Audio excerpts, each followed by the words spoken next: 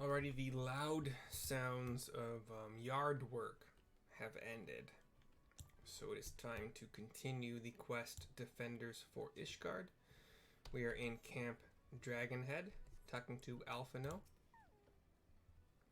It seems I was the swifter, Mercy. You too, however, have arrived with time to spare, for our host has yet to make an appearance. The murmurings about camp tell of some manner of trouble at the gates of judgment. In the Lord Commander's absence, I suggest we visit the place. I guess. I'm trying to find an inflection on that. I suggest we visit the place and find out what is afoot. Okay. Weird. So I guess we're off to west northwest toward like the kind of like main double gate of Ishgard. So if you're walking, quote unquote, or on a terrestrial mount, so you can't fly for whatever reason, but you can obviously by this time. You're going under an archway of, castle kind of archway kind of setup, and you are on a stone wide path with stone walls on either side that are. They've seen better days. There's some disrepair, there's some broken parts, but then you're approaching gate number 1. It is a well-maintained, well-defended gate. Inside, there's a bothered bowman. The gates of judgment are much more than mere doors. They are the outermost layer of Ishgard's magical wards. If our first line of defense can be so easily shattered, that he ends his train of thought. The tenter-hooked temple knight on the other side of the gate. When I laid eyes upon Lady Iceheart, I felt the marrow freeze within my bones. And that's all he has to say. Dyspeptic, D-Y-S-P-E-P-T-I-C, dyspeptic dragoon. That's a word that's like an actual definable word, dyspeptic. I don't say it often or ever until today, but anyway. Heretic scum, how dare they meddle with our divine protections? I shall rid our nation of their blasphemy, even if it means cutting them down one by one. And last but not least, the trembling temple knight. What? We need not fret over much. There are yet several layers of arcane protection that shield the city from invasion. Mother will be fine. I know not who this mother he speaks of is, but Alphino has appeared behind us. Cutscene, fade to black. 'Twould seem the heretic struck the first and most telling blow against Ishgard. Okay, again, inflection was not my friend on that sentence. Scions, we expected you at Camp Dragonhead, says Lucia, running up. My apologies. We chanced to hear that there had been trouble at the gates and thought it prudent to investigate the cause. When you have learned of the heretic's treachery, Lady Iceheart led a force of her followers against our defenders and came close enough to dispel the first of our wards. But let us speak more of this back at the camp. Sir Emmerich awaits you. I guess we pressed a little bit too forward, and Lucia and Emmerich and company were not on board with that pressing. The WYRM''S roar, the Wyrm's roar, is the next quest. Lady Iceheart has grown bold indeed if she would risk direct action against the city. Come, let us do what we were bid and return to Camp Dragonhead. Lord Haurchefant will know where Sir Emmerich means to receive us. That was all Alphino. I have reached a point where in this Sunday afternoon, where unfortunately I have consumed enough alcohol that my ability to do impressions or accents for each individual character may not be great, so bear with me. We are at Camp Dragonhead, inside like the main kind of castle-ish area, building, stone, where Lord Haurchefant makes his base. 'Tis reassuring indeed to behold the countenance of a friend when one's homeland teeters upon the very brink of disaster. Though a single misstep could send us plunging into the abyss, your heroic presence stokes the flames of courage within my heart. Ah, but you did not come to Dragonhead to listen to my prattling. The Lord Commander has arrived, and would treat you in the intercessory. Alphino walks off, disappears. Okay. We'll mount up and go just a little bit around the corner here to right, and right. The House Forton guard. Greetings, madam. Shall I show you inside? Yes, you shall. And here is Emmerich on his normal chair. A kind of blank but large table in front of him. Alphino is here on the other side of the table. Cutscene, fade to black.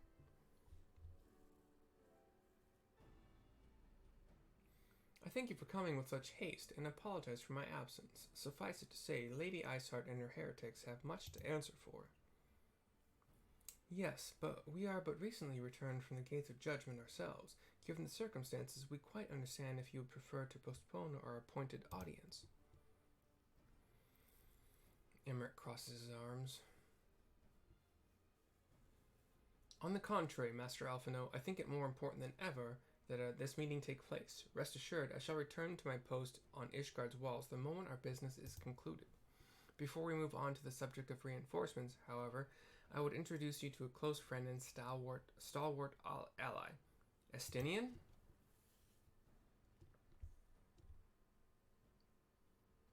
This is... Okay, Haurchefant walks in. Behind him is a black-legginged, armored, black torso, black arms, black all of it. Like, all of his armor is, like, black. And he is, since we are a level 50-something Dragoon, we are familiar with who Estinian is. He was the badass Dragoon who was, it was, like, kind of back and forth whether or not he was a good guy, sort of. But I'm fairly certain in the end of it, where we reached in the Dragoon questline, he was a good guy. Sorry. But he walks in. He's got his Dragoon lance on his back that also kind of has like a little bit of a scythe kind of aspect to it. May I present to you Ishgard's Azure Dragoon? An impressive title, though I confess I know precious little of the Order of Dragoons, says Alphino.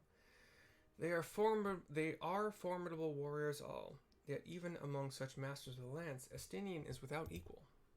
He, out of all the warriors of Ishgard, has chosen to wield the power of dragons, and may thus contend with any Dravanian. You flatter me overmuch, Lord Commander. If ever I was without equal, I am no longer, as my fellow Azure Dragoon here will attest. Be at ease, Mercy. I did not come to challenge you this day.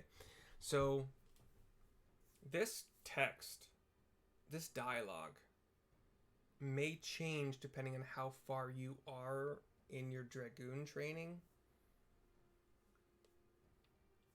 I don't know what the text was. I have plenty of characters who have come past this without training to be Dragoons. So I don't know how far you have to be as a Dragoon to get X text versus Y text. But we have Y text. We have the text that you will get if you have your Dragoon training to a certain point. So Estinian is here. Doesn't wish to challenge your Dragooniness. Dragooniosity. Whatever. I'm just making words up.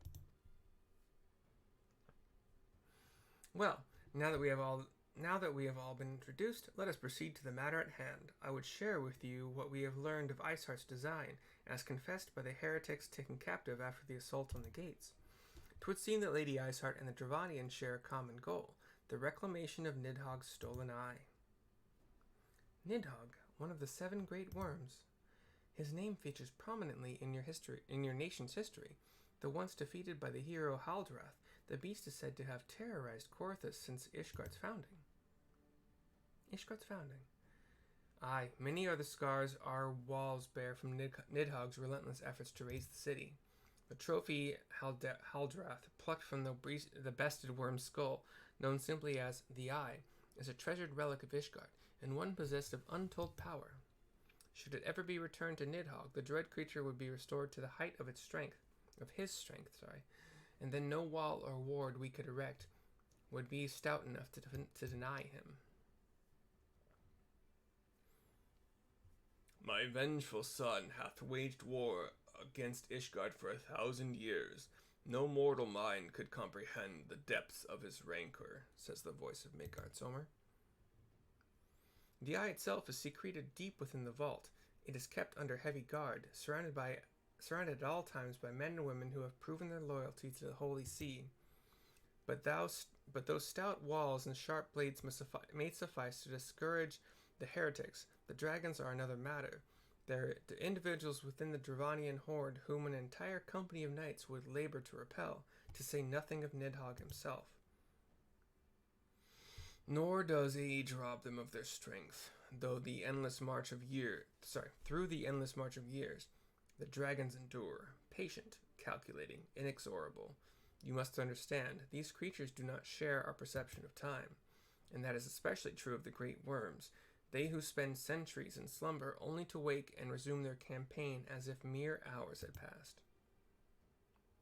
It has been 20 years since Nidhogg had last darkened our skies, 20 years for him to gather his strength and for us to bolster our defenses, and now, just as he seems primed to return, the heretics strike at the gates. You believe that Lady Iceheart is in league with the creature, then? Of that we cannot be certain, though we know the heretics covet the Eye. We have been unable to determine their plans for it. Such questions aside, we must needs address the ragged hole their mistress has seen fit to rend in Ishgard's protections. 'Tis a weakness the Dravanians are not like to leave untested. So it would seem. You have described your plight in admirable detail, Lord Commander, yet I cannot help but wonder at your candor. Why share such sensitive information with us? I shall speak plain. Ishgard has need of allies, and I would have you bolster our front lines in readiness for the coming battle against the dragons. This much I expected. Unlike our arrangement concerning the Keeper of the Lake, however, only you stand to benefit from our assistance in this matter. I fail to see why we should intervene in a conflict which concerns only Ishgard and Travania. When the Eorzean Alliance requested Ishgard's assistance during Operation Archon, you refused us. Does it not seem grossly unjust to demand that we now risk our lives in your private war? Again, I can't do accents and such at this point in time, so I apologize. But that was all Alfina. This is Aymeric. I make no attempt to defend my country's conduct. I only ask that you consider what would follow were Ishgard to fall. Having razed our city to the ground, the horde would have little cause to linger, and most would return to their lairs in Dravania. Soon thereafter, the ruins of Coerthas would be buried in snow, and the land would become the sole province of beasts and beastmen. Until the Garleans arrived, that is, for you may be certain that the Empire would not hesitate to claim Coerthas. They would not even have to draw steel.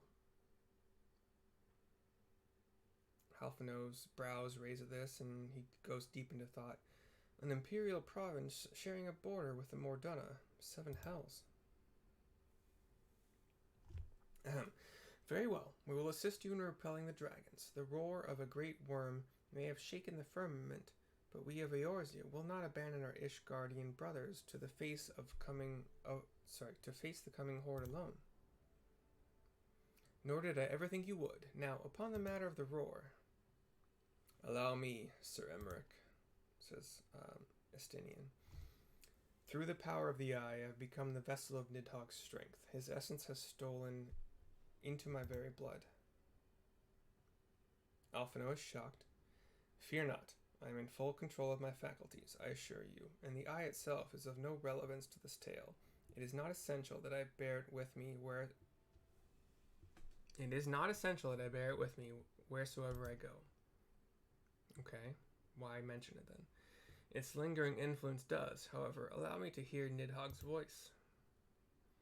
Then the worm who roared was Nidhogg. Aye, he means to hurl his horde against Danafin's collar, and shatter the remaining wards that protect the city. There can be no doubt, the Wyrm has summoned his minions to war. Everyone seems to go silent in thought. Cutscene fades to black. And we speak with Alphino on the other side of the table. Though the circumstances are far from ideal, this desperate endeavor will at least provide us an opportunity to bring the sister states of Eorzea together in common cause. Sir Emmerich was more ruthless in his negotiations than I had anticipated. I suppose one must give no quarter when one's home is at stake. But did you see the look on his face when he formally requested our assistance? Though the Lord Commander has long campaigned for Ishgard to open its gates to outsiders, I suspect this softening of the Holy See's attitude toward the foreign cooperation comes with something of a bittersweet victory. The days ahead promise to be interesting indeed. The Wyrm's roar is complete. This video is also done.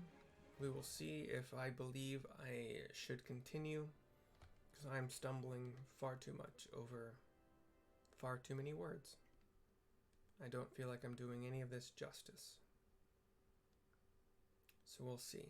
But I will for sure see you later. How later that is, we'll find out. Ta-ta.